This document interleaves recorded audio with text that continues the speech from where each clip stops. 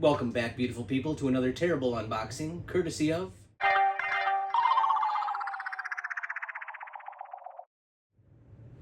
On today's episode of Trey the Terrible Collector, we are going to be diving into the X-Men Ninja Force series. So this series came out in 1996, leaning heavily into the themed lines. This one has a story that they've come up where the X-Men team up with a space ninja named Deathbird to become the Ninja Force and battle to save Japan. Obviously, the story that is on the back of these cards, it doesn't have a lot of anything to do with what's going on in the comics or anything like that.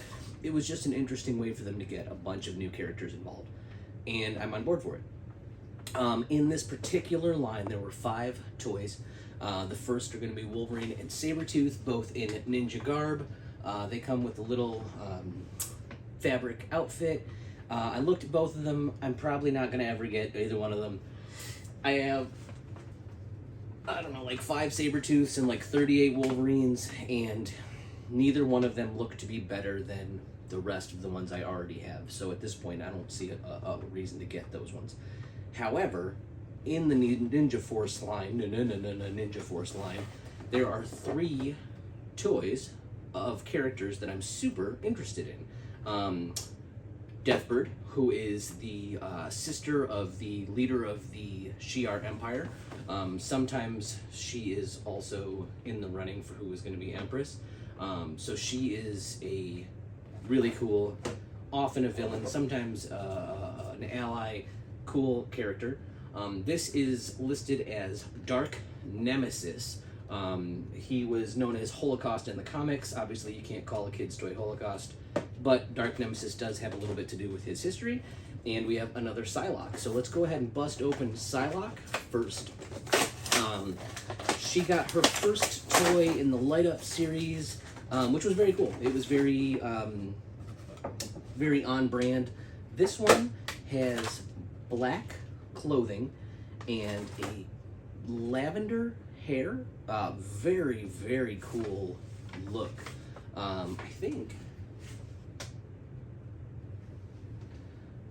Yeah, so this is just a repaint of the blue version with an entirely different hair sculpt. So the face and the body are the same. The hair is different. She doesn't have... Oh, no, she does. She does have a little bit of, like a tassel, I guess, that would be part of her costume. That tucks in right there. That looks great. The lavender color is really nice. I mean, that's a really great looking action figure. She has the she's got a mark on her face, which was in the comics. It was the Crimson something, Crimson Jam, Crimson Band, Crimson Scarlet mark. I don't know. She got a mark on her face. Crimson Dawn.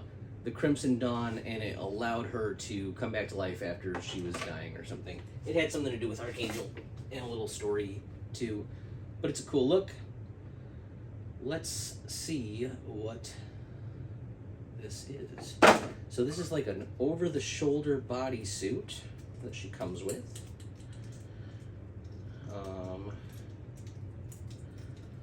Tucks in around her waist and over her shoulders and gives her... It says it's like a psychic focusing kind of thing, makes her powers better. It gives her 2 differently shaped telekinetic weapons. Those are pretty neat. Not really anything from the comics, but very, very cool. And then she has a hooded cloak, which I think just drapes over. It doesn't really seem to have any ties or anything. But I think that's a fucking really cool looking Psylocke. We'll just put her aside. Yeah, I think that's great. Next up, we can dig into Dark Nemesis. So we've talked about it a bunch of times on the channel, and if you are even remotely familiar with 90s X-Men stuff, Age of Apocalypse is something that is very familiar to you. In the Age of Apocalypse, Apocalypse had a son who was named, well, he wasn't his genetic son, he was just a guy. His name was Nemesis. Nemesis was hurt terribly in a battle with Sabretooth. Damn, this is cool looking. Hurt terribly in a battle with Sabretooth. Sabretooth ripped him all up, so he got this like armor to hold him together. And you can kind of see like his skeletal form on the inside. It's really cool looking. It matches a lot of the artwork that was done for him. This is a neat looking figure. And then after he got the armor put on, he was known as Holocaust. Holocaust here has a big ass staff with a rocket launcher in it. But he doesn't have a hand that can hold a staff. Like this one has a big gun on the end of it. Oh, it spins. I don't think it comes off.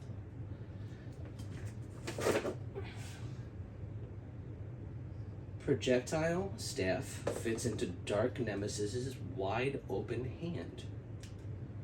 I mean, I guess technically I can like hang it from it. And then you push this and it fires off a rocket. As far as like the accessory that he comes with, it's whatever. That'll probably go right into a box and never see the light of day. But as far as this figure goes, ooh, that's cool looking. I hope the zoom in does it justice. It is a very, very cool looking toy. It does make sense that they would call him Nemesis instead of Holocaust. That doesn't make sense for a children's toy. That is an incredibly badass villain figure. The speckled paint on it is just really cool. And then on the back, it like fades. It looks like it's almost frosted with that orange paint over the translucent yellow. It reminds me of the way the paint was done on that really cool Iceman figure. Really, really great looking toy. Lastly, we are going to have Deathbird. Deathbird had a really sweet moment in the new X-Men show where she referred to our galaxy as the Milky Way ghetto, and that made me laugh a ton. That shit's hilarious. Here we have Deathbird.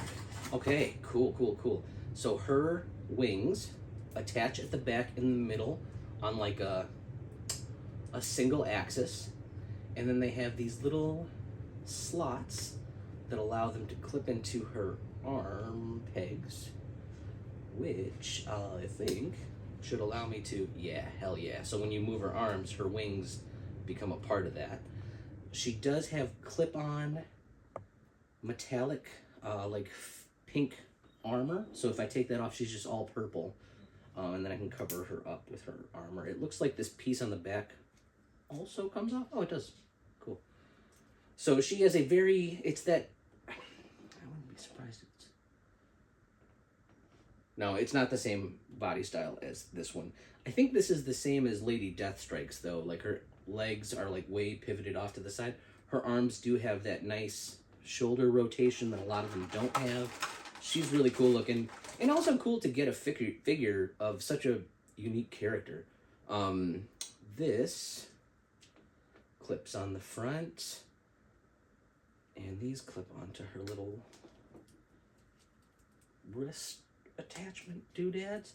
She reminds me of, and a lot of people won't know what this is, but she reminds me of the old Saint Seiya toys from like, yikes, from like the late 80s, where the armor would kind of clip on and form another, like a dragon or something. These wrist gauntlets don't want to be a part of this at all. So she's got like these apocalypse cables, like the ones that we see from time to time, and they are not flexible enough to do this. Whew, without a lot of effort. Once that is clipped on, you kind of have a really nice looking figure who wants to stand up so bad. What if I just lean her ever so slightly on Holocaust? Great. She looks neat. Man, all in all, I really love this. Like, I think that this is a really fantastic figure. Things that come on and off, beautiful colors. All three of these actually are really, really beautiful. and a lot of variation. You know, this is like from their Alien Adventures. This is an alternate universe one. This is from a highly specific limited series where she got that kind of look. So branching out, reaching into all corners of the X-Men universe, giving us some cool shit towards the end of the line. I love it. I love all three of these characters. Super fantastic. Not a complaint in sight, with the possible exception of the fact that it is very hard to make her stand up. Awesome. Thanks for hanging out and opening these toys with me. I really appreciate you. Y'all have been wonderful, and I have been terrible, and I can't wait to see you again very soon.